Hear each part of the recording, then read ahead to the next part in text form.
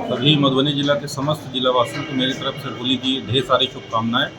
मैं यही अपील करूंगा कि स्वच्छ होली खेलें और जो आर्टिफिशियल और केमिकल वाले कलर हैं उनसे बचें। बल्कि जो हम लोग के आजकल तो मार्केट में ऐसे अबीर गुलाल भी रहते हैं जो बहुत स्वास्थ्य के लिए अच्छे होते हैं, उन्हीं कलर्स का प्रयोग करें ताकि किसी प्रकार का नुकसान न हो। और किसी ऐसे व्यक्ति पे बुरा न मान लो, होली करके ज़बरदस्ती रंग लगाने का प्रयास ना करें। जिनकी खुद से खेलने की इच्छा हो, मेरी यही अपील है, उन्हीं लोगों के साथ खेलें और सभी प्रकार के नशों के सेवन से दूर रहें। क्योंकि ऐसे त्यौहार के अवसर पे हम लोगों को जहाँ तक जानकारी रहती है कि लोगों के द्वारा नशे का सेवन करके उसमें उत्पात करने की भी टेंडेंसी रहती है। तो मेरी यही अपील है कि नशे के सेवन से बचें। ऐसे अवसर पे होली के त्यौहार को नशा करके बर्बाद ना करें।